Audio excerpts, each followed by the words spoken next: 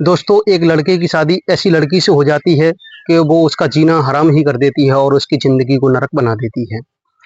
वो महिला सुरक्षा के जितने भी कानून होते हैं, उनका नाजायज़ फ़ायदा उठाती है और अपने ससुराल वालों को छोड़कर और उनको परेशान करके वो अपने मायके रहने लगती है। मायके रहने के बाद वो अपने यार दोस्तों के साथ खूब मौज-मस्ती करती है और जितने भी कानून थे, उनका सभी का नाजायज़ ही फ़ायदा उठाकर वो अपने ससुराल वालों को इतना परेशान करती है और वो अपने पति को इतना परेशान करती है जिसकी कोई सीमा ही नहीं है।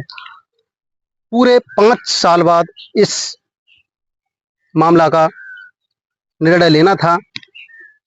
तो ये कहानी है गोरखपुर की। तो गोरखपुर में रहने वाले दीपक और शिवानी की है। जब ये मामला कोर्ट में चल रहा होता है तो इस मामले की सुनवाई और इसका निर्णय एक महिला जज को सौंपा गया था। तो महिला जज अपने अच्छे निर्णय के लिए जानी जाती थी और वो बहुत तेज तर्राट थी। हर बात को पकड़ के चलती थी वो और तुरंत ही फैसला को सुना देती थी। तो ये मामला उन्हीं के पास पहुंचता है। उनकी उम्र करीबन 32-33 साल की होती है। तो जब दोनों लोगों की फाइल महिला जज के हाथ में पहुंचती है, तो जब दीपक होता है वो एक सरकारी स्कूल में टीचर था। तो वो दीपक से पूछती हैं, दीपक की फाइल को पढ़ती हैं और उधर शिवानी की फाइल को भी पढ़ती हैं। तो वो थोड़ा मुस्कुराते हुए दीपक से पूछती हैं कि मास्टर साहब, आप ये बताइए, आप मास्टर हैं या जानवर? तो वो कहता है कि नहीं मैम, मैं मास्टर ही हूँ। बताइए ऐसा क्या हुआ कि आपकी बीवी ये लिख रही है कि आप इसको बहुत परेशान करते हैं, इसको मारते पीटते हैं और इसको दहेज के लिए प्रेरित करते हैं और इनके रिश्तेदार आते हैं, उनको बुरा भला कहते हैं और अपने रिश्तेदार तुम्हारे आते हैं तो उनके लिए आप बहुत पैसा खर्च करते हैं और उनके अच्छे से खातिर खुशामद करते हैं। को धमकाते हो, आप मारते पीटते हो और मारने पीटने पर इतना आपने मारा पीटा कि इसकी बाजू भी टूट गई थी। तो वो जो दीपक होता है वो कहता है मैम ये बिल्कुल झूठ बोल रही है, ये मुझे फंसा रही है। मैं इससे न कोई दहेज के लिए प्रेरित करता हूँ, न इसको मारता पीटता हूँ। मैं अच्छे से परिवार में रहना चाहता हूँ, इसको रखना चाहता हूँ। मेरे परिवार वाले भी कुछ नहीं कहते, मेरे माता पिता हैं वो भी कुछ नहीं कहते हैं और मैंने इसकी बाजू नहीं तोड़ी है। और मैडम, इसकी बाजू मैंने बिल्कुल भी नहीं तोड़ी, ये बहुत झूठ बोल रही है। इतने में ही वो शिवानी से पूछती हैं, शिवानी आप बताइए कि आपकी बाजू तोड़ी थी इन्होंने तो कौन सी तोड़ी थी, दाहिनी तोड़ी थी या बाहीं तोड़ी थी?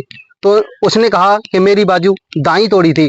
तो महिला जज बोलती है कि आप एक बार फिर से सोच लीजिए। तो वो कहती है नहीं नहीं, मेरी दाहिनी बाजू ही तोड़ी थी। फिर वो महिला जज होती हैं, वो कहती हैं आपकी दाहिनी बाजू कौन सी है? तो अपना लेफ्ट हैंड बता देती है क्योंकि राइट हैंड होता है दाहिना। तो वो कहती हैं आपकी बाजू जब टूटी थी, चलो कोई बात नहीं है, ये बाजू टूटी थी, ये बाजू टूटी थी, आपकी ये दूसरी बता रही हो तो कोई दिक्कत नहीं है, आपको नहीं पता है। लेकिन किसी के साथ कुछ भी हादसा होता है उसको तुरंत बताना चाहिए और उसको मालूम ही रहता है कि मेरे साथ ये हादसा हुआ था, मेरी बाजू ये टूटी थी या पैर मेरा ये टूटा था। तो उसको तुरंत याद रहता है, आपको तो याद ही नहीं रहा है। आप ये बताइए मुझे कि आपकी बाजू टूटी थी तो आप कौन से हॉस्पिटल में गई थी और किस वाहन से गई थी?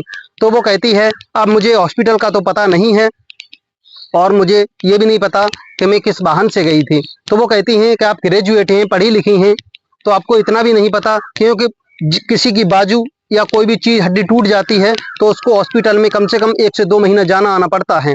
तो आपको इतना भी नहीं ज्ञात है कि मैं कौन से हॉस्पिटल में गई थी और किस वाहन से गई थी। तो वो कहती हैं आप ये झूठ बोल रही हैं। इतने में ही इधर से दीपक बोलता है कि मैम ये बिल्कुल झूठ ही बोलती है और इसने मुझे गुंडों से पिटवाया था। इसके माता पिता थे, इसके पिता और भाई भी थे साथ में और उन्होंने मेरा ये पैर तोड़ दिया था। ये मेरा सीधा पैर टूटा है और इससे मुझे बहुत सारी कठिनाइयाँ हुई और मैं अपने घर पर 2 महीने तक पड़ा रहा, कॉलेज भी नहीं पढ़ाने के लिए पहुंच पाया और बहुत दिक्कत हुई। मेरे माता पिता ने मुझे बच्चे की तरह दोबारा से मेरा सेवा की।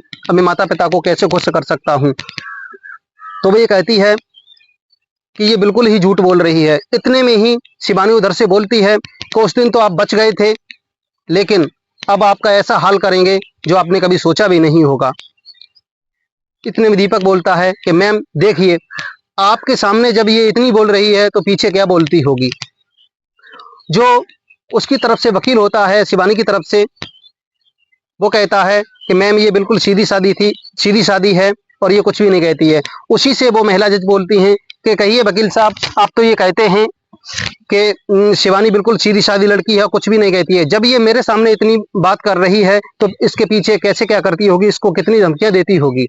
इतने में दीपक बोलता है, जब मेरा पैर टूट गया था तभी इसने कहा था कि मुझे आपकी सैलरी में से 20,000 रुपए पर मंथली चाहिए, नहीं तो मैं आपका ऐसा हाल करूंगी जो आप सोच नहीं सकते हो। ये मुझे ऐसी ऐसी धमकियां देती है। तो मैं इसके अकाउंट में 20,000 रुपए पर महीना के हिसाब से डालता रहा और मैं अपने घर का खर्चा भी देखता रहा, अपने माता पिता को और अपने पैर का इलाज भी कराता रहा।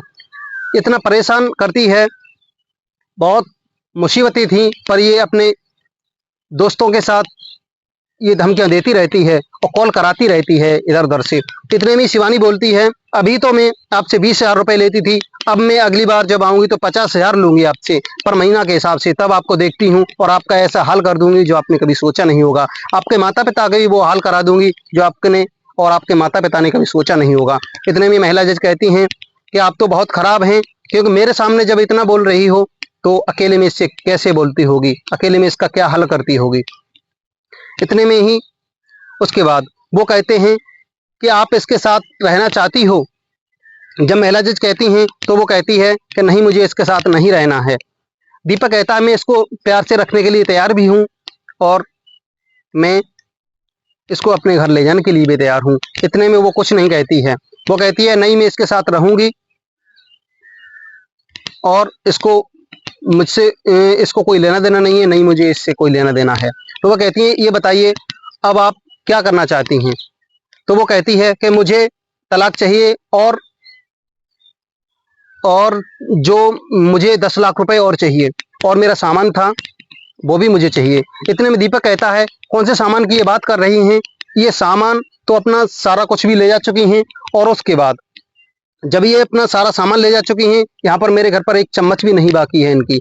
सारा सामान इन्होंने अपने जो इनके दोस्त थे उनसे मंगवाया और ले जाती थी, और ये कहती थी कि मेरे ये मामा का लड़का है, ये बुआ का लड़का है, ये मेरा फ्रेंड है, ये मेरा क्लासमेट है, तो मैं इतना बच्चा तो नहीं हूँ। और इनके गलत संबंध भी थे उनसे।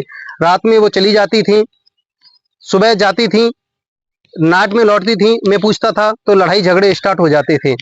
तो मैं इतना बच्चा भी नहीं हूँ, क्योंकि मैं बच्चों को पढ़ाता हूँ, मैं भी अन्न ही खाता हूँ। मैं भी इतना तो समझदार हूँ कि मैं ये तो जान सकता हूँ कि इनके साथ जाने का क्या मतलब है।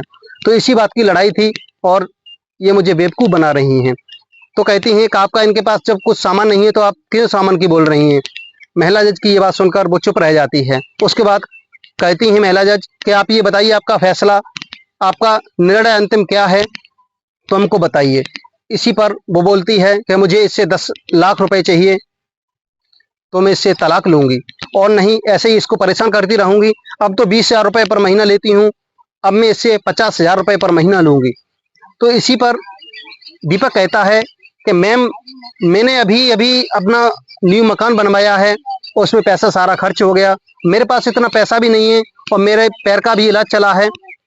तो 5 साल हो गए, इनको मैं 20,000 रुपए पर महीना हिसाब से देता हूँ, अब ये 50,000 की बोल रही हैं, तो मैं अब कहाँ से पैसा लाऊंगा।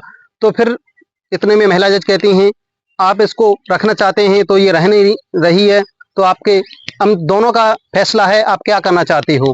आप ये बताइए कि मैं आगे के लिए डेट बढ़ाऊं या फिर फैसले को क्या लेना चाहते हो, तो फिर फाइल को बंद करें।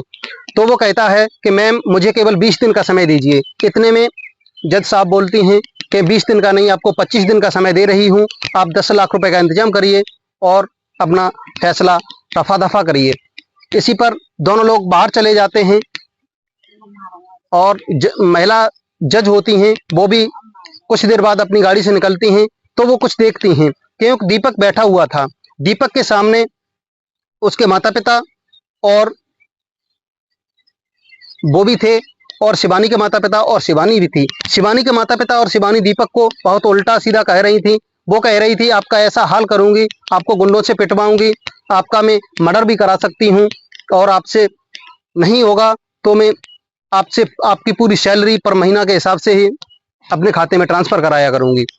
तो ये बात सब सुन देख कर कि यहाँ पर झगड़ा हो रहा है, इतने में वो अपने ड्राइवर से जैसा बोलती हैं कि गाड़ी को उनके पास लगाइए, तो अपना शीशा गिराती हैं। शीशा गाड़ी का गिराने के बाद वो कहती हैं क्या बात है, तो वो कहता है दीपक कि कुछ नहीं है। वो अपने सर पर हाथ रख कर बैठा रहता है और उनसे कहता है कि ये मुझे डरा रही है और धमका रही है। इतने में ही जज साहब कहती हैं कोई चिंता की बात नहीं है, आप 20 से 25 दिन में पैसे का इंतजाम करिए और इसका निपटारा हो जाएगा। इसके बाद 10 दिन गुजरते हैं। 10 दिन के बाद दीपक की माता की तबीयत थोड़ी खराब होती है, तो वो हॉस्पिटल में पहुंचता है। हॉस्पिटल में पहुंचता है तो कुछ देर बाद जज साहब भी अपनी गाड़ी से पहुंचती हैं। उनको भी थोड़ी दिक्कत थी तो उसका चेकअप कराना था उनको और उसकी मेडिसिन लेनी थी। संडे का दिन था, तो वहां पर जब वो दीपक को देखती हैं और दीपक उनको देखता है तो दीपक उनसे कहता है मैम आप यहाँ कैसे। तो वो पूछती हैं आप यहाँ कैसे, तो दीपक बताता है कि मैं अपनी माता की दवाई दिलवाने आया हूँ, उनको मेडिसिन दिलवाने आया हूँ। उनको दिक्कत रहती है बीपी की, तो उनको मेडिसिन यहीं अक्सर में दिलवाने आया जाया करता हूँ। तो वो कहती हैं मुझे भी थोड़ी दिक्कत है तो मुझे चेकअप कराना है। तो वो कहता है मैम मुझे ये बताइए मैं शिवानी से तलाक लूं या फिर 10 लाख रुपए दूं। तो वो कहती हैं कि इस बारे में मैं कुछ नहीं कह सकती और ये बातें सब कोर्ट वाली यहाँ पर नहीं कर सकती। फिर भी वो कहता है कि मैम मुझे वो धमकी देती है, अब मैं क्या करूं क्या नहीं करूं। तो वो कहती हैं आपकी जो मर्जी हो वो करना। आखिर में वो कहती हैं कि आप उसको 10 लाख रुपए दे दीजिए, उससे अच्छी लड़की आपको मिल जाएंगी। ये बात वो कुछ समझता नहीं है और उसके बाद वो वहां से चली जाती हैं अपना ट्रीटमेंट कराने के लिए। इतने में वो अपने घर आता है और पैसे का इंतजाम करके अगली डेट जो रखी गई थी उसको शिवानी और दीपक के घर वाले और दीपक और शिवानी सब लोग पहुंच जाते हैं। महिला जज के सामने पेश होते हैं और वहां पर दोनों की फाइल पहुंचती है। उसके बाद दीपक 10 लाख का चेक जज साहब को दे देता है। जज साहब उस चेक को शिवानी के हाथ में दे देती हैं और उसके बाद वहां पर उस केस को रफा दफा कर दिया जाता है। कुछ दिन बाद जब दीपक को पता चलता है कि उन्हीं 10 लाख रुपए से शिवानी ने एक शादी कर ली है और शादी करने के बाद वो अपनी ससुराल चली गई है, तो वो इस बात को लेकर बहुत चिंतित रहता था और बहुत दुखी रहता था, क्योंकि उसे बहुत नुकसान हुआ था और उसके घर ही उजड़ गया था, क्योंकि शिवानी उसको चाहती ही नहीं थी। वो अपने फ्रेंडों के साथ, बॉयफ्रेंड थे उसके, मौज मस्ती करती थी और उससे 10 लाख रुपए भी ले लिए थे। माता पिता का इधर दुख था, इधर ये मूड टेंशन में रहता था, तो वो अपना जीवन यापन कर रहा था और अपने उस समय के लिए जो स्कूल में पढ़ाने जाया करता था, तो उस समय उसका मन थोड़ा बटा रहता था। उसके बाद 1 महीना बीतता है। 1 महीने बाद जज साहब की नंबर आता है। जज साहब ने नंबर तभी दे दिया था जब वो हॉस्पिटल में मिले थे। दीपक ने कहा था कि मुझे वो धमकी दे रही है, तो दीपक से उन्होंने कहा था कि लो मेरा ये नंबर ले लीजिए, जब वो धमकी दे तो मेरे पास कॉल करना, तो मैं उसको समझा दूंगी, कोई दिक्कत नहीं होगी आपको। तो फिर जज साहब उसके पास 1 महीने बाद कॉल करती हैं और कहती हैं दीपक आप कैसे हो, कैसे नहीं हो। तो दीपक बताता है कि मैं ठीक हूँ, लेकिन शिवानी ने वो 10 लाख रुपए लिए थे मुझसे, उनसे शादी कर ली है। तो उसने कहा कोई दिक्कत नहीं है, आपकी जिंदगी में कोई अच्छी लड़की ही आएगी, आप इतनी टेंशन क्यों ले रहे हैं। उसके बाद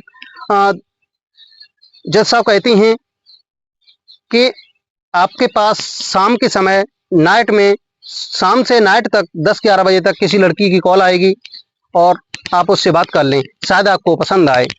वो बेसब्री से इंतजार करता रहता है, किसी की कॉल आती है तो वो बात करता है, उसकी दिल की धड़कनें तेज हो जाती हैं, लेकिन कोई जान पर्चा का ही निकलता है, तो वो निराश हो जाता है। उसके बाद 10 बज चुके थे। 10 बजे के बाद जज साहब कॉल करती हैं और पूछती हैं दीपक क्या आपके पास किसी की कॉल आई थी। तो दीपक कहता है नहीं किसी की कॉल नहीं आई थी, और आई थी वो मेरे जान पर्चा के थे, लेकिन किसी लड़की की कॉल नहीं आई थी। तो उसके बाद 1 दिन निकल जाता है, दूसरा दिन आता है, दूसरे दिन के बाद फिर वो 10 बजे कॉल करती हैं और कहती हैं क्या आपके पास किसी की कॉल आई थी। तो वो कहता है नहीं मैम मेरे पास किसी की कॉल नहीं आई थी। लेकिन वो कहती है सोचिए, थोड़ा गहराई से सोचिए, किसी लड़की की तो कॉल आई होगी। वो कहता है नहीं मेरे पास किसी लड़की की कॉल नहीं आई थी, केवल आपसे 2 बार बात हुई है। तो वो कहती हैं, थोड़ा ऐसे मूड में कहती हैं, आप समझ ही सकते हैं कि हाँ मैम आपकी कॉल आई थी, हाँ आप भी एक लड़की हैं, आप कहना क्या चाहती हैं, क्या मैं आपके लायक नहीं हूँ। दीपक की आंखों में आंसू आ जाते हैं। दीपक कहता है, मैम आप कहाँ जजमेंट करने वाली और कहाँ मैं एक मामूली सा टीचर। तो इतने में ही जज साहब बोलती हैं कि आपसे तो पढ़कर ही हम सब लोग ये बनते हैं, तो आप तो एक गुरु हुए। तो दीपक कहता है, ये तो मैं सोच भी नहीं सकता, क्योंकि आप मुझसे शादी कर लेंगे। तो इसी बात पर दोनों लोग एग्री हो जाते हैं और उनमें प्यार प्यार भरी बातें होती हैं। कुछ दिन तक उनमें बातें होती हैं और उसके बाद फिर वो दोनों लोग आपस में मिलते हैं। मिलने के बाद और वो आपस में शादी कर लेते हैं। तो ये थी कहानी आज की। आपको ये कहानी कैसी लगी? कहानी यदि अच्छी लगी हो तो कहानी को लाइक करें, वीडियो को लाइक करें, चैनल को अवश्य सब्सक्राइब करें। आप क्या कहना चाहते हैं शिवानी के बारे में? आप क्या कहना चाहते हैं दीपक के बारे में? और आप महिला जज के बारे में क्या कहना चाहते हैं? आप कमेंट बॉक्स में अवश्य बताएं। मिलते हैं फिर से एक नई इंटरेस्टिंग कहानी के साथ। तब तक के लिए जय हिंद, जय भारत।